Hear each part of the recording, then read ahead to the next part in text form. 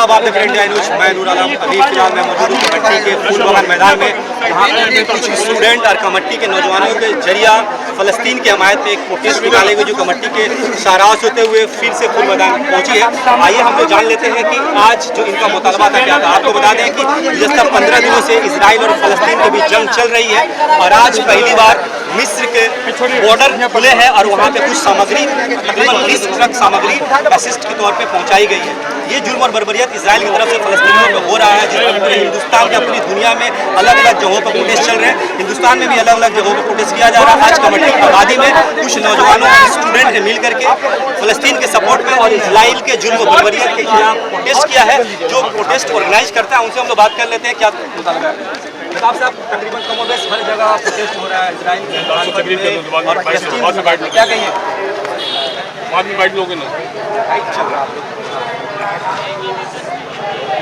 उसूलों पर जो आँच आए तो टकराना ज़रूरी है। उसूलों पर जो आँच आए तो टकराना ज़रूरी है। तो जिंदा हो तो फिर जिंदा नज़र आना ज़रूरी है।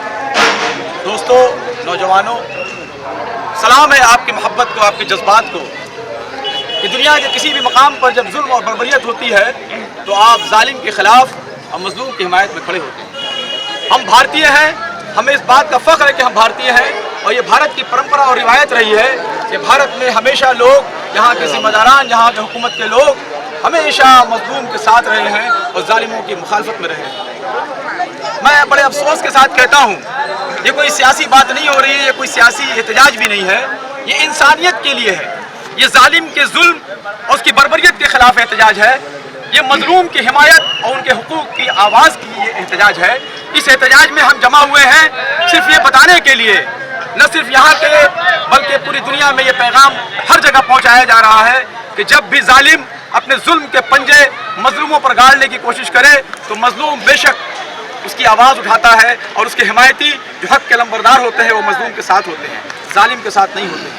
और आज हमारे हिंदुस्तान में, हमारे भारतवर्ष में, हमारे इस भाईचारा मोहब्बत के इस देश में हमने देखा कि जवाहरलाल नेहरू से लेकर मनमोहन सिंह तक जितने प्रधानमंत्री आए, सबों ने यही कहा कि हम अरबों की ज़मीन पर किसी भी कब्जा करने वाले गासिब और ज़बरदस्ती करने वाले इजराइल को नहीं मानते हैं, बल्कि हम फ़लस्तीन के साथ हैं।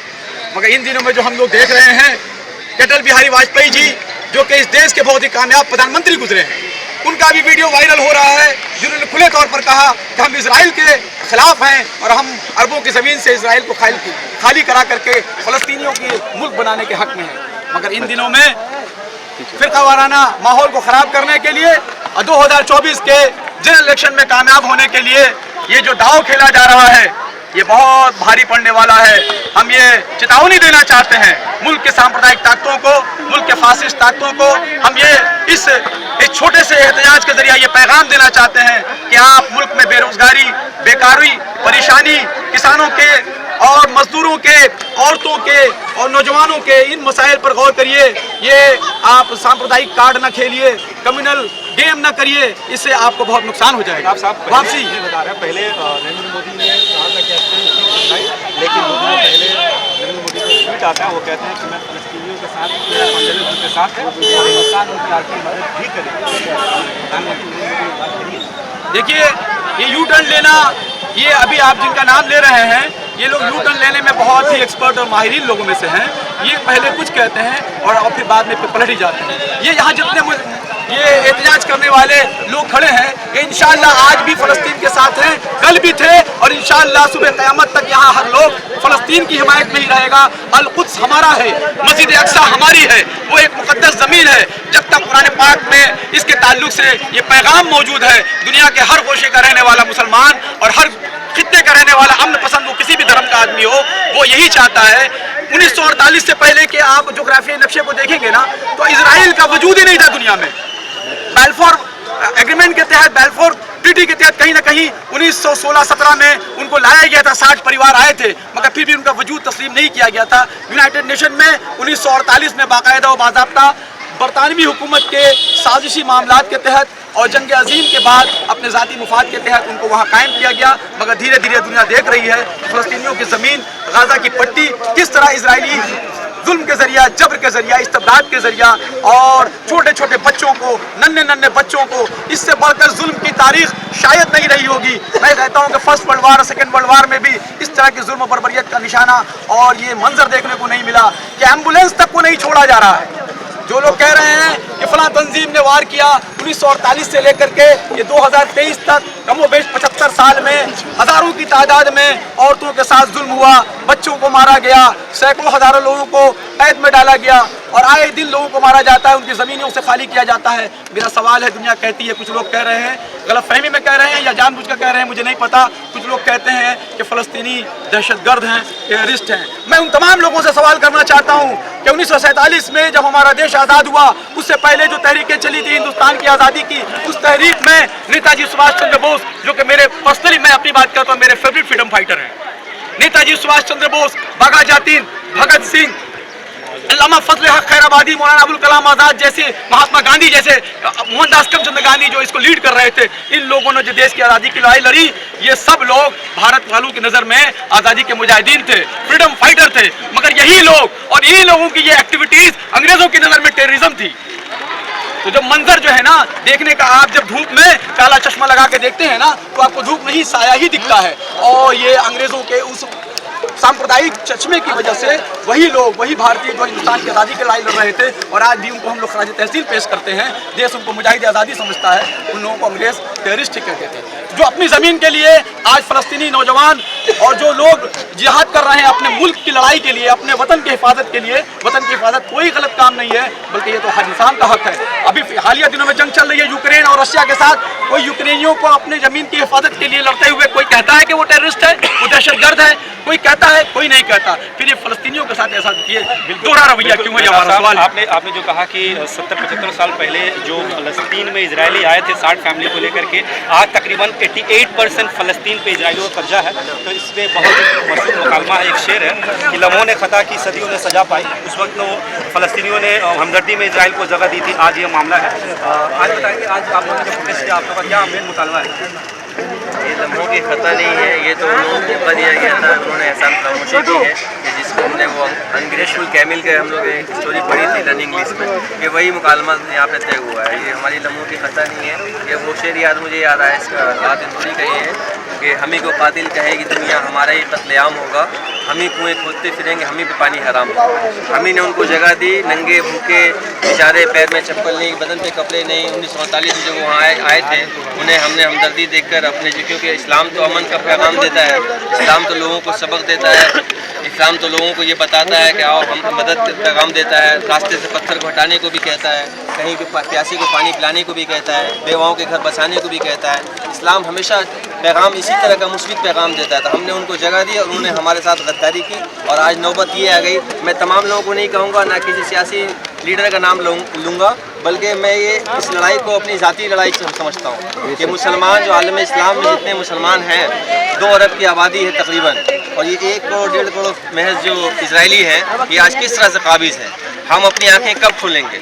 ला इलाहा इल्लल्लाह हमें गैरत दिलाता है। इनकार करते हैं हम दुनिया की तमाम ताकतों से, उसके बावजूद हम एक क्यों नहीं हो पा रहे हैं? कौन सी ईमानी ताकत हमें, हमारा ईमान किस हद तक गिर चुका है? हमें गैरों पे यकीन है, असबाब पे से डर लग रहा है। आज कितने लोग जैसे हमें यहाँ कहते हैं कि यहाँ पे आप ये प्रोटेस्ट करोगे, इसका क्या असर होगा, वहाँ जो हो रहा है वहाँ क्या पसंद होगा। मैं कहता हूँ कि आप इस बात को समझो, गलियों में तबलीग की जाती है, इसके साथ गैर ममालिक में होते हैं। आप ये डिपेंड करता है आपकी नीयत पे, आपके खुलूस पे। अगर आपकी नीयत और खुलूस है तो नीयत का ताल्लुक सीधा अल्लाह से है, आपकी ताल्लुक तो अल्लाह से है, तो तौफीक अल्लाह देगा, मदद अल्लाह देगा। तो आप जो है अपना काम करते रहिए, ये देखे बगैर कि कौन आपकी मदद को आता है और इसके क्या असरात पड़ेंगे। आप अपनी ड्यूटी और अपना फ़र्ज ईमानदारी से निभाइए, आगे अल्लाह ताला देखने वाला है। यहाँ पे लड़कियाँ भी प्रोटेस्ट में शामिल थे, आइए हम लोग बात कर लेते हैं उन मौके पे इनका क्या कहना है। आज जो आप प्रोटेस्ट में आप लोग इसमें शामिल हो, फ़लस्तीन के हमारे में इजराइल के जुल्म, इसको लेकर के आप लोग क्या कहते हैं? सबसे पहले तो मैं कमर कामरहट्टी और तमाम लोग जो ये जानते हैं कि फ़लस्तीन के साथ कितना बुरा हो रहा है, और जो लोग ये कहते हैं कि नहीं ठीक है फ़लस्तीन के साथ जो हो रहा है होने दीजिए, उन सबसे मैं रिक्वेस्ट करूँगी कि पहले आप फैक्ट चेक करें कि किसके साथ बुरा हो रहा है। और बहुत सारे लोग, जब हम प्रोटेस्ट के दौरान कामरहट्टी की गलियों में घूम रहे थे, तो मैंने देखा बहुत सारे लोग हमसे ये भी सवाल कर रहे थे कि किस चीज़ के लिए है ये। तो बहुत तकलीफ़ हो रही थी कि हमारी आवाम इस तरह से सो रही है कि उन्हें नहीं पता है कि ये प्रोटेस्ट किसके लिए है। तो मैं कामरहट्टी और तमाम लोग जो जिन्हें लगता है कि हाँ फ़लस्तीन के साथ बुरा हो रहा है, मैं उनसे रिक्वेस्ट करती हूँ और मैं चाहती हूँ कि आप लोग जागें और पढ़ें कि क्या हो रहा है, और अपनी आंखें खोलें, देखें कि दुनिया में क्या हो रहा है, किसके साथ जुल्म हो रहा है, और जुल्म के खिलाफ आवाज़ उठाएं। ना कि ये करें कि जब एक लोग प्रोटेस्ट कर रहे हैं तो सिर्फ दूर से खड़े हों और वीडियो बनाएं। मैं उन सबसे रिक्वेस्ट करूंगी जो दूर से खड़े होकर सिर्फ देख रहे थे और वीडियो बना रहे थे, आप हमारे साथ शामिल हों, क्योंकि ताकत होती है जब लोग एक साथ होते हैं ना, तो ताकत में इजाफा होता है। तो आप लोग हमारे साथ जुड़े, ना कि दूर से खड़े होकर तमाशाई की तरह हमें देखें। मैं सबसे रिक्वेस्ट करती हूँ, बहुत सारे लोग हमने देखा कि फ्री हैं, खड़े हैं, लेकिन हमारे साथ जुड़ने के बजाय वो दूर से खड़े होकर देख रहे थे। मेरा ये मैसेज है उन तमाम लड़कियों से जो पर्दे से घर में रहती हैं, आप पर्दे से ही लेकिन अपनी आवाज़ उठाएं।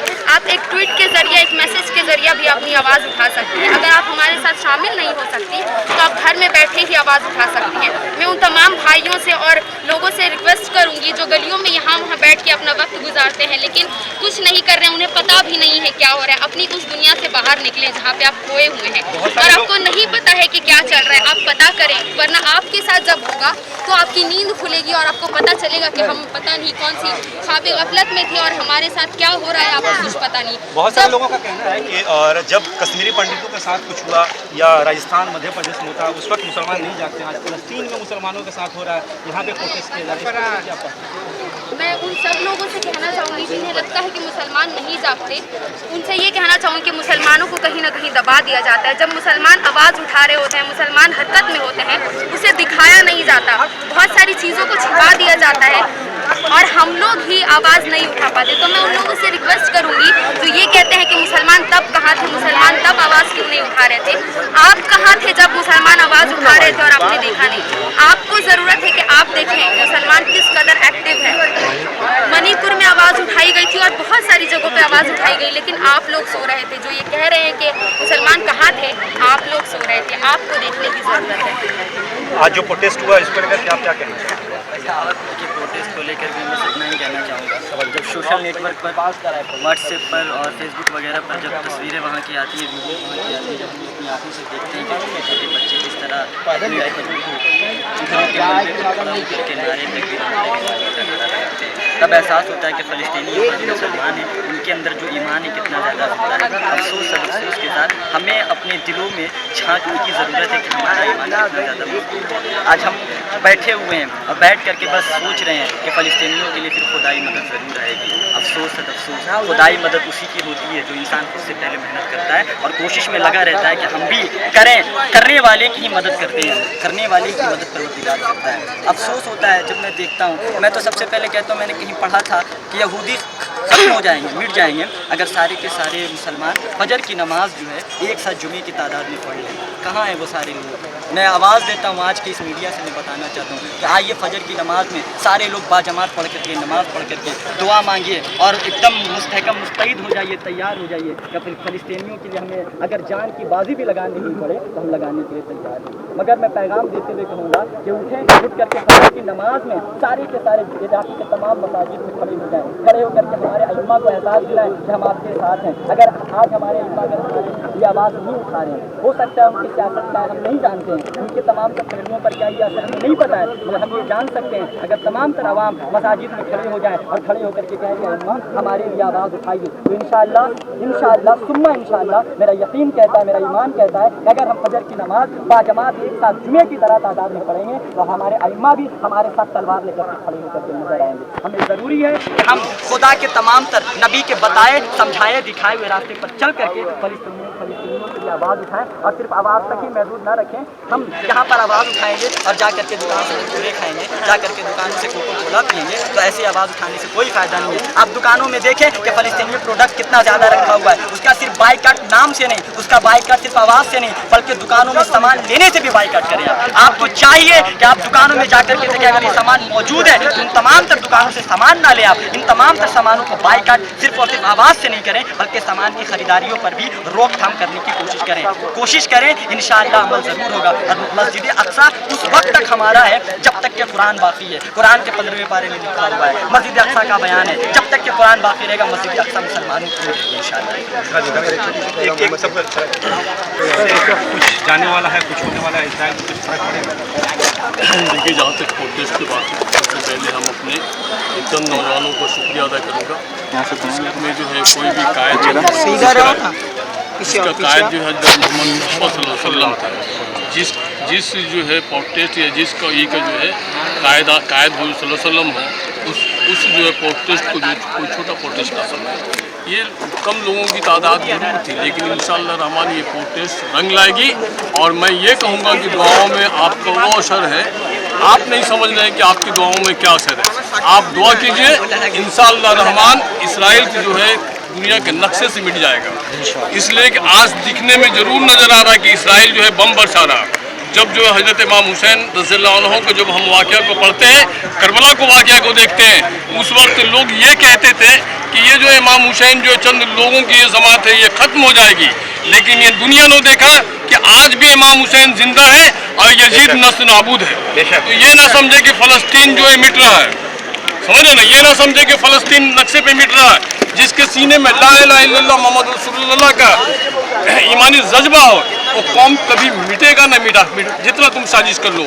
आज जो है एक बात मैं इस प्रोटेस्ट के जरिए कहना चाहूँगा कि आज मुझे बहुत अफसोस के साथ ये कहना पड़ता है कि ये प्रोटेस्ट तो मैंने मेहताब भाई जब फ़ोन किए थे तब भी मैंने कहा था कि हमारे मजहबी पेशवा की तरफ से निकलना चाहता था, लेकिन अफसोस सदा अफसोस उनकी क्या मजबूरी है मैं नहीं कह सकता हूँ। वो हमारे मजहबी पेशवा हैं, उनसे फिर मैं एक बार बहुत अदब से गुजारिश करूँगा कि वो आएँ और कायदाना सलाहियत उनमें वो जो है इसकी नुमाइंदगी करें। ये जो छोटी सी आबादी हमारी कमेटी की आबादी से 5 लाख या 7 लाख की आबादी से ये छोटे से जो नौजवान उन्हें निकल के आए हैं, इंशाअल्लाह रहमान इनकी कोशिश रायगा नहीं जाएगी, ये रंग लाएगी। ये मीडिया के जरिए पूरे हिंदुस्तान में ये आवाज़ जाएगी कि देखो, जहाँ पूरे जो है हिंदुस्तान में आवाज़ें उठ रही थी, पूरे दुनिया में उठ रही थी, वही कमेटी की सरजमीन से भी आवाज़ उठाई। इसलिए कि कमेटी वाले हमेशा जो है मजलूमों के साथ हैं। ये सिर्फ मुसलमानों की आवाज़ नहीं है, ये जो है पूरे जो है जालिमों के खिलाफ इंसाफ पसंदों की आवाज़ है।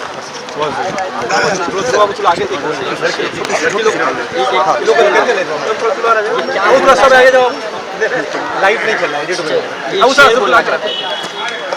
आज आप लोगों ने प्रोटेस्ट में शामिल हुए, क्या कहिएगा, किस तरह से अपनी बातें रखेंगे? जैसा कि अभी सर ये बोल कर गया कि फ़लस्तीन जिसको लोग मिटाने की कोशिश में लगे वो कभी मिट नहीं सकता, और जो ये चाहते हैं कि फ़लस्तीन ख़त्म हो जाए, मैं बस उनको एक मैसेज देना चाहूँगी कि अगर फ़िरौन ही की 10 तरस में है फ़लस्तीन, अगर फ़िरौन ही की 10 तरस में है फ़लस्तीन, तो मूसा की तरह हिम्मत लिए मुस्लिम खड़ा होगा, तो मूसा की तरह हिम्मत लिए मुस्लिम खड़ा होगा।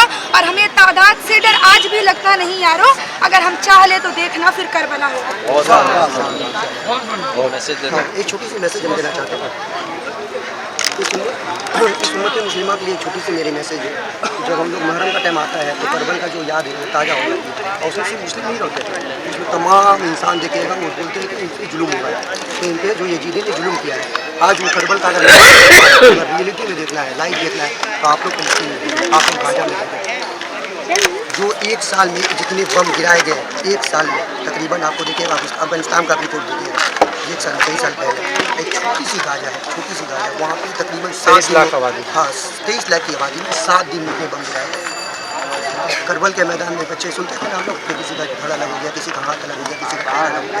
आज गाजा में दिख रही है, किसी बच्चे का हाथ अलग हो गया, किसी का कोई यतीम हो गया, किसी का पैर अलग हो गया। हाँ, इंसान थैले में लेके जा रहे हैं अपनी बॉडी पहचान नहीं आ रही है। बच्चे अपने नाम लिख के यहाँ पे सो रहे रात को सोएंगे तो सुबह उठेंगे तो हमारी बॉडी मिलेगी, हमारे घर में उसको पहचान पाएंगे। लेकिन आज ये उम्मत नहीं जाएगी, आज उम्मत यहाँ पर नहीं खुलेगी। तो आपका इसराइल के खिलाफ फलस्तीन के हमारे में कितने लोग रोड पे आखिर इस छोटी सी आबादी या तादाद लेकर क्या प्रोटेस्ट करना? देखिए, मैं बारहा बोलता हूँ कि मुसलमानों को अगर किसी चीज़ ने सबसे ज़्यादा दुनिया में तोड़ा है तो फिरकों की लड़ाई है। आज कम्युनिटी में भी फिरकों में फटे हुए। आज उलमा की बात की जा रही थी, हमारे अजीज उलमा की बात कर रहे थे, उनकी तरफ से प्रोटेस्ट होना चाहिए। कोलकाता में, हावड़ा में, मडिया में सब जगह हाँ, प्रोटेस्ट सब जगह हो रहा है, लेकिन मसला ये है कि कम्युनिटी में भी बहुत सारे इख्तलाफी ग्रुप हो चुके हैं और ये फिरके की लड़ाई में दुनिया में मुसलमानों को मुल्की सतह पर तोड़ा है, इलाकाई सतह पर नहीं। मुल्की सतह की मिसाल में देखिए, सऊदी ईरान से लड़ रहा है, पाकिस्तान अफगानिस्तान से लड़ रहा है, शाम सीरिया लीबिया से, सब एक दूसरे से किस चीज़ की लड़ाई है? मुसलमानों में सिर्फ फिरकों की लड़ाई। पूरी दुनिया में मुसलमान सेकेंड डिवीज़न ईरान और तुर्की के अलावा कोई भी मुस्लिम कंट्री खुल करके सामने नहीं आई है फलस्तीन से हमारे। ये इन लोगों की कुछ मजबूरियाँ हैं, कुछ स्ट्रेटेजिक होते हैं। जैसे मिसाल के तौर पर अगर हम हाथी से लड़ने जाए तो हाथी जाहिर सी बात है मुझ पर हावी हो जाएगी। इसी तरह अरब ममालिक ने इस हकीकत को नहीं समझा कि आने वाले अदवार में लड़ाई और ताकत हथियारों की होगी। हुक्मरानी जिसके पास हथियारों की ताकत होगी उसकी होगी। आज पूरा यूरोप हथियारों की लड़ाई में सबसे आगे है, जिसकी वजह से अरब ममालिक इस बात से सहमे हुए हैं कि अगर आज हम हमला कर देते हैं, जिस तरह गजा ने अपने चिड़ में या समझ लीजिए जुल्म बर्बरियत के खिलाफ इसराइल पर 7 अक्टूबर को हमला किया, उसी तरह ये अरबी ममालिक भी सोच रहे अगर हम इसराइल पर हमला करते हैं तो पूरा नेटो, पूरे यूरोप की कंट्री हम पर टूट पड़ेगी और हम लोगों के हाथ में वो चीज़ नहीं, वो पावर, वो ताकत नहीं है जिससे हम उसका दिफा कर सकें। इसलिए मैं कहना चाहूँगा पूरे दुनिया के ममालिक को, मुस्लिम ममालिक को स्पेशली, कि आप लोग सोने की गाड़ी, चांदी की गाड़ियों में और ऐश इशरत की सामान में ना खोए रहें, बल्कि आने वाले अदवार को, आने वाले दौर को, जदीद टेक्नोलॉजी को समझे और अपने मुल्क को हथियारों से लैस करें। पाकिस्तान का इकोनॉमिक्स बांग्लादेश और इंडिया से अभी पीछे जा रहा है, लेकिन पाकिस्तान पे दुनिया के किसी मुल्क की हिम्मत नहीं होती कि वो हमला कर दे। इसकी वजह क्या है? इसकी वजह सिर्फ यही है कि वो एटॉमिक ताकत है। अगर पाकिस्तान से, इंडिया से जंग हो जाए, 1 महीने नहीं लड़ पाएगा पाकिस्तान, इकोनॉमिक्स ऐसा उसका है, लेकिन उस पर नज़र उठाने की किसी को ताकत नहीं होती। मैं यही कहूँगा मुस्लिम तमाम ममालिक को कि इसराइली तमाम प्रोडक्ट को बाइकाट करे, गैस बंद करे, तेल बंद करे और इसराइल से किसी तरह की ताल्लुक़ ना रखे और अपने मुल्क को और फिरकों में ना बांटे, मुल्क को एटमी ताकत बनाए, हथियारों से लैस करे और हम लोगों तो हमेशा अमन और शांति का पैगाम देते रहे हैं, जिस तरह फ़लस्तीनियों ने दिया 1948 से जब इसराइली आकर फ़लस्तीन में बसने लगे, उस वक्त से ये लोग अमन का ही पैगाम दे रहे हैं, लेकिन अभी हद से पानी गुजर चुकी है गले से। इसीलिए मैं कहना चाहूँगा कि आप लोग हथियारों से अपने आप को लैस करें और इनका बाइकआउट करें। दुनिया के तमाम मुस्लिम ममालिक और अमन पसंद लोगों से, सिर्फ मुस्लिम ममालिक से नहीं बल्कि अमन पसंद लोगों से जो अमन चाहते हैं, वो किसी कौम के हो। देखिए पूरी दुनिया में प्रोटेस्ट हो रही है, क्रिश्चियन यहूदी भी यहूदी की प्रोटेस्ट कर रहे हैं क्योंकि वो अमन पसंद है। इसीलिए मैं कहना चाहूँगा जो अमन पसंद है वो इसराइल का बाइकआउट करे, इसराइल का दिफा करे और मैं यही कहूँगा मुस्लिम उम्मा को प्लीज़ मैं हाथ जोड़कर मोतबाना गुजारिश करूँगा कि आप लोग फिरकों की लड़ाई में ना फंसे कि नमाज रफ़ुल-ए-दैन करके पढ़ना चाहिए, मज़ार पे जाना चाहिए, नहीं जाना चाहिए, चादर, ये सब फिरकों की लड़ाई में ना बटे। सब हम लोग कौमी एकजुटती, अल्लाह के नबी ने फरमाया मोमिन आपस में ऐसे है। इसीलिए आज वक्त है, आज ज़रूरत है, आज वक्त की नज़ाकत है कि हम लोग आपस में ऐसे हो जाएँ। यूरोप ने हम लोगों को सिखा दिया है तमाम फिरकों की लड़ाई, आपसी रंजिश को छोड़कर ऐसे हो जाओ। सऊदी हो, ईरान हो, कतर हो, कुवैत हो, पाकिस्तान, अफगानिस्तान, सब ऐसे हो जाओ। मजाल नहीं, किसी ताकत की हिम्मत नहीं हो सकती कि मुस्लिम कंट्री पर हुकूमत और हमला कर सके। ये छोटी सी इसराइल, इन लोगों ने कब्जा किया वो ज़मीन पर, आज लहू-लुहान इसराइल को, फ़लस्तीन को करके इन लोगों इसराइलियों ने रखा है। इसकी वजह सिर्फ यही है कि हम लोग फिरकों में बटे हैं और अपने आप को मजबूत हम लोगों ने नहीं किया। हम लोगों को सोनो चांदी की गाड़ियों में घूमने के और अरबियों को अच्छे अच्छे लिबास, खाने, पकवान और ऐशो इशरत की सामान चाहिए। इन सब चीज़ों के अलावा हम लोगों को आज मजबूत होना पड़ेगा मेल मिलाप के जरिया और हथियारों के जरिए।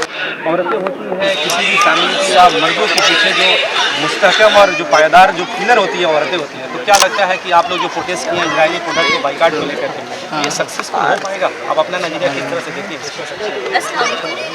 सबसे पहली बात तो एक हदीस का मकसद है, हज़रत मोहम्मद सल्लल्लाहु अलैहि वसल्लम ने फरमाया कि मेरी उम्मत एक जिस्म की तरह है, एक अज़ू को अगर तकलीफ पहुंचती है तो पूरे जिस्म को तकलीफ पहुंचती है। आज समझ में नहीं आता कि हम कहाँ हैं। हम बिल्कुल भी एक्सपेक्ट नहीं करे थे कि बस इतने कम लोग आएंगे। कहाँ है हमारी उम्मतिया? अगर हम किसी नहीं बोल पाए, हम बस इतना बोलेंगे कि उम्मत मोहम्मदिया जाग जाओ। अगर आप नहीं तो कब? फ़लस्तीन में बच्चे मारे जा रहे हैं रोज़ के रोज़। बच्चों का क्या कसूर है? जो पैदा हुए नहीं उन्हें मार दिया जा रहा है, जो अस्पताल में उन्हें मार दिया जा रहा है। कहाँ हैं आप लोग? घर से निकलिए। हम उम्मीद करते हैं कि अगली बार प्रोटेस्ट में इससे ज़्यादा लोग होंगे। देखा जा रहा है हर जगह तकरीबन प्रोटेस्ट हो रहा है। कमट्टी आबादी में इतनी आबादी मुसलमानों को होने के बावजूद ये पहुंचा कि यहाँ के मुस्लिम जो कौम के लोग हैं वो पूरे सो चुके हैं, मुर्दादिल हो चुके हैं। इंशाल्लाह अगली बार इससे ज़्यादा लोग होंगे इंशाल्लाह। जो औरतें अभी या जो स्टूडेंट्स हैं, जो लड़कियां हैं घरों में बैठी हुई हैं, तो उनसे क्या मुतालबा करेंगे हमारे चैनल के माध्यम से हमारे व्यूअर्स को? अगर आप प्रोटेस्ट में नहीं आ सकती हैं तो कम से कम घर से आवाज़ बुलंद करें, ट्वीट करें, जितना ज़्यादा हो सके शेयर करें। आप ही तो आवाज़ है। अगर आप आवाज़ नहीं उठाएंगे तो उम्मत मोहम्मदिया के साथ आज कौन खड़ा होगा? आइंदा हमारे साथ निकले और हम इंशाल्लाह कोशिश करेंगे कि हम भी अपने मोहल्ले के जितने हो सके लोगों को जुगाड़ेंगे, और जितने ज़्यादा से ज़्यादा लोग हो सके खड़े होंगे इंशाल्लाह। कमेटी आबादी में आखिर आप लोगों को मुतालबा क्या रहा? देखिए, इस जुलूस का मकसद हम लोग का यही था कि जो फ़लस्तीन में छोटे छोटे बच्चों को मार दिया जा रहा है, अस्पताल में बम गिराया जा रहा है, वहाँ के बेकसूरों को मारा जा रहा है, इसको कम्युनिटी कितने लोगों को पता भी नहीं है कि ऐसा कुछ हो रहा है। तो हम लोगों का मेन मकसद था कि हम लोग एक जुलूस निकाले, छोटा ही क्यों ना हो, 10 लड़का क्यों नहीं हो, 5 क्यों ना हो, 10 क्यों ना हो, मगर इससे ये समझ में आया, कम्युनिटी के लोगों को ये समझ में आया कि ऐसा चीज़ हो रहा है, इसका ऊपर थोड़ा ध्यान दो। मगर खुदा का करम देखिए कि ये लोग भी आ गए और जुलूस जो है कारबा बढ़ गया। हम लोग का बहुत अच्छा हुआ, जो हम लोग करना चाहते थे सब लोगों को पता भी चल गया। और दूसरा मकसद ये था हम लोग का जुलूस का कि जो इजरायली प्रोडक्ट है, मेन हम लोग का मकसद यही था कि जो इजरायली प्रोडक्ट है उसको हम लोग को बैन करना, मना करना था कि हम लोगों के जो लोग हैं कम से कम वो इस्तेमाल ना करें इजरायली प्रोडक्ट, उसको इस्तेमाल ना करें ताकि उनको हमारे तरफ से कुछ भी नुकसान हो मगर हो। कोशिश हमारा यही था। हम लोग आज जो प्रोटेस्ट आप लोगों ने निकाला, क्या आखिर मकसद था? बस मेरी यही कोशिश था कमेटी को, लोगों को जगाना। जो आज लग रहा है कमेटी के लोग जाग रहे हैं इंशाल्लाह। लोग कहते हैं कि सोए हुए को जगाया हुआ था, मटियाए हुए को जगाया नहीं जाता। नहीं, हम लोग शायद सोए नहीं, जो अभी नौजवान है ना, हम लोग मुर्दों को में ध्यान ला देंगे इंशाल्लाह। ये पूजा पाठ हो सकता है, इससे बहुत बड़ा रैली निकलेगी इंशाल्लाह जरूर। देखा जा रहा है काफ़ी जो प्रोटेस्ट हुआ, 2-4 ही लोग जो सीनियर लोग हैं, बाकी सब नौजवान हैं। इसको लेकर क्या कहोगे? सिर्फ कमेटी में क्या नौजवान ही मुसलमान है, बाद बाकी लोग मुस्लिम नहीं है? मैं अल्लामा इकबाल साहब के दूर से तू ना मिटेगा ईरान के मिट जाने से, कि नशे में कोई ताल्लुक नहीं पैमाने से। देखिए, गफलत में पड़े हुए सब, चाहे वो कलकत्ता अपनी बारी का इंतजार कर रहे हैं क्या? हाँ, नहीं, यहाँ देखिए हमारे पास कोई प्लेटफॉर्म नहीं है, सिंपल है बात। मैं लॉजिक का कह रहा हूँ, बुरा लगे तो माफ़ कीजिएगा। हमारे पास ना कोई ऐसा रहबर है, ना कोई प्लेटफॉर्म है जहाँ से हम अपनी बात रखें। कमेटी में इतनी मस्जिदें, इतने आइमा कराम है, बोल रहे हैं आप रहबर नहीं? आइमा कराम है अपनी जगह पर, आइमा कराम है, वो मुझसे बेहतर जानते हैं क्या करना चाहिए। वो मेरे रहबर हैं इलाके के एतबार से, इल्म के एतबार से। बहरहाल मैं ये कहना चाहूँगा कि ये जो इज़राइल कर रहा है ये उसकी फितरत में है। और कई साल पहले जब होलोकॉस्ट के नाम से जब हिटलर ने एक बहुत बड़ा क्राइम किया था, तो उसने कहा था कि कुछ साल के बाद लोगों को पता चलेगा कि मैंने ये क्यों किया था। आज मुझे लोग बुरा भला कहेंगे, मैं कुछ यहूदियों को छोड़ दूँ। बहरहाल वो भी गलत था जो उसने किया। और आज जो ये यहूदी कर रहे हैं, ये जो इज़राइल आले यहूद जो कर रहे हैं, और जो ये अरब ममालिक में, सिर्फ देखिए हम मजबूर हैं, Indian Muslim full support, Calcutta हो, महाराष्ट्र हो, चाहे किसी भी राष्ट्र के हो, वो सभी ये जानते हैं। यहाँ के हिंदू भाई भी सपोर्ट में फ़लस्तीन के। मैं दिल से कह रहा हूँ, मैं देखता हूँ, मैं मिलता हूँ अपने दोस्तों से, वो भी स्टैंड लेते हैं, लेकिन हम कुछ कर नहीं सकते। देखिए कुछ दिन बाद किस तरह से जुबान लफ्ज़ी किया गया। इंडिया का स्टैंड कई सालों से कुछ रहा, अचानक बदला गया, फिर वापस आया गया। तो ये दो नीतियों का, ये जो दो रवैया, जो दो मुँह सांप का जो ये चलन है, ये सतोलापन जो है, ये बस मैं यही कहूँगा कि हमें अपना एक प्लेटफॉर्म चाहिए, हमको अपना एक रहबर चुनना होगा, एक ऐसा रहबर जो हमारी बातों को लेकर उठे, जो हमें अपने हक के लिए बोलने के लिए हमें वो पावर दिला सके, जो हमारे अपनी आवाज़ उठाए। और फ़लस्तीन जो है वो तो क़यामत तक इंशाअल्लाह वो लड़ता ही रहेगा और जीतेगा भी। बस अल्लाह उनके शहादत को कबूल करे, मैं यही कहूँगा। सवाल बेटा करेंगे खतरनाक। आप लोग इजरायली प्रोडक्ट को बैन करने की मुतालबा कर रहे हैं, लेकिन देखा जाता है कि आप ही कल शाम को जाकर कोका कोला और लेज खाएंगे। नहीं, इसीलिए तो हम लोग लोगों को अवेयर करने के लिए उतरे हैं कि हम लोग अगर लेस का एक पैकेट को फाड़ रहे हैं तो ये सोचें कि फ़लस्तीन के एक छोटे बच्चे, मजलूम बच्चे के गला काट रहे हैं, और अगर एक मैगी का पैकेट ले रहे हैं तो ये सोचें कि एक मजलूम फ़लस्तीन बच्चे के सीने पर गोली मार रहे हैं। और मैं उन तमाम लोगों को बोलता हूँ जो कमरट्टी नहीं, पूरे हिंदुस्तान के लोग सुन ले, मुसलमान, अगर वो प्रोडक्ट यूज़ कर रहे हैं तो सोचिए आपके अंदर इंसानियत मर चुका है। आप अगर थम्सअप का और स्प्राइट का एक बोतल खोल रहे हैं तो सोचिए आप फ़लस्तीनी मजलूम बच्चों के गले को मोड़ रहे हैं। इन सब प्रोडक्ट का बाइकआउट करना है, इजरायली प्रोडक्ट को हम इस्तेमाल नहीं करेंगे। आप कहाँ तक भागिएगा? सुबह उठने से लेकर के शाम सोने तक इजरायली प्रोडक्ट इंसानी ज़िंदगी में अभी हम नहीं अवेयर होंगे तो कब होंगे? जब हमारे ऊपर इतना जुल्म बर्बरियत हो रहा है तो हम लोगों को अवेयर होना होगा। इसीलिए आज हम लोग रोड और गलियों में निकल कर लोगों को दिखाया है कि ये प्रोडक्ट आप इस्तेमाल ना करें। कौन सा प्रोडक्ट? आप मैगी, किटकैट, स्प्राइट, थम्सअप और भी बहुत सारे प्रोडक्ट हैं। यहाँ पर बैनर में भी बहुत सारा मारा हुआ है। आप सोशल मीडिया के ज़माने में आप सोशल मीडिया पे मारे इजरायली प्रोडक्ट को आप इस्तेमाल ना करें। 729 से, जिसका बारकोड नंबर 729 से जो भी प्रोडक्ट है आप उन प्रोडक्ट को इस्तेमाल ना करें। मेरी ये बहुत इल्तिजा है मुसलमानों से। खड़ा कर सकते मतलब साहब, देखा गया है कि इजराइल ने आपका जॉर्डन और मिस्र के आसपास के जो रहायशी हैं इजरायली लोग हैं, उन लोगों को वहाँ से शहर खाली करने को कह दिया है। तो क्या आपको लगता है कि आने वाला वक्त में मिस्र और जॉर्डन भी इजराइल का निशाने का शिकार होगा और जंग लंबी चलेगी? देखिए, बिलाशुबा अब ये मामला ये दो मुल्कों के जंग का नहीं रहा। अभी तक हम लोग ये सुन रहे थे कि फ़लस्तीन की हिमायत में हिज़्बुल्लाह की तरफ से फायरिंग हो रही है, लेकिन गुज़िश्ता कुछ घंटों में जो ख़बरें मौसूल हो रही हैं उसके मुताबिक अब जो है ना सीरिया, मिस्र और लेबनान से भी जो है ना मामला बिगड़ते चले जा रहे हैं। और कहीं ना कहीं ये इशारे इस बात की तरफ हैं कि अब दुनिया जो है वो तीसरी आलमी जंग के बिल्कुल किनारे खड़ी है।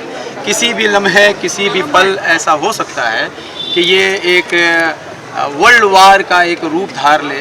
तो अब इसमें देखिए, हमेशा से हम लोगों के नज़दीक पहली जंग अज़ीम, दूसरी जंग अज़ीम भी हमारे सामने है। बज़ाहिर असबाब की कमी, वसाइल की कमी, टेक्नोलॉजी की कमी की वजह से ये जो मामलात हो रहे हैं ये सबके सामने बिल्कुल रोज़े रोशन की तरह आया है। लेकिन एक सबसे बड़ी बात मैं पॉजिटिव ये समझता हूँ कि पूरी दुनिया में इजराइल और अमेरिका ने जो हवा बनाया था इजराइल के ताल्लुक से, कि इजराइल एक ऐसी बड़ी ताकत है जिसको पूरी दुनिया के लोगों की खबर होती है कि कौन क्या कर रहा होता है। लेकिन इस बात को हम लोग भी समझते थे कि शायद इसकी जो है ना टेक्नोलॉजी बहुत एडवांस है। लेकिन गुज़िश्ता दिनों में जब पहली बार फ़लस्तीन की तरफ से जो मामलात हुए, हमास की तरफ से जो मामलात हुए हैं, तो उसमें जो भी बातें आई हैं उससे पता चलता है कि हज़ारों की तादाद में अपने मुल्क की हिफाजत के लिए जो कोशिश की गई हैं, मिसाइल दागे गए हैं और उन लोगों को खबर तक नहीं लगी है। उनका आयरन डोम भी काम नहीं कर रहा था, उनके मोसाद भी काम नहीं कर रहे थे और उनके दलाल हिमायती और CIA के भी कोई इन्फॉर्मेशन नहीं रही। तो कहीं ना कहीं पता चलता है, और चंद दिन के बॉम्बिंग के बाद, चंद दिन की जंग के बाद उनको भीख में जो है ना इजरायलियों को अमेरिका से हथियार, बहरी बेड़ा और जंगी हथियार मंगवाने पड़े। तो इससे इस बात की भी खलई खुलती है कि आप ज़्यादा खौफज़दा ना हो। ज़्यादा खौफज़दा होने की कोई ज़रूरत नहीं है। जब आप दुश्मन से पहले ही ज़्यादा खौफज़दा हो जाते हैं, इम्प्रेस हो जाते हैं ना, तो आपके अंदर की ताकत, सलाहियत सब ख़त्म हो जाती है। ऐसा कुछ नहीं है। हम ईमान वाले हैं, हम सच्चाई पे चलने वाले हैं, हम एक खुदा को मानने वाले हैं। हमें डर किस बात का है? हमारी ज़िंदगी भी हमारे लिए कामयाब है और महक की राह में चलते हुए अगर दुनिया से गुजर जाएंगे और शहादत की मौत पाएंगे तो ये हमारे लिए और कामयाब ज़िंदगी है। तो फिर डरने की क्या बात है? मोमिन है तो बेतेग भी लड़ता है सिपाही। तो हमें तो हथियार पे, असबाब पे नहीं भरोसा करना है। हथियार, असबाब जमा करने हैं, सब कुछ करना है।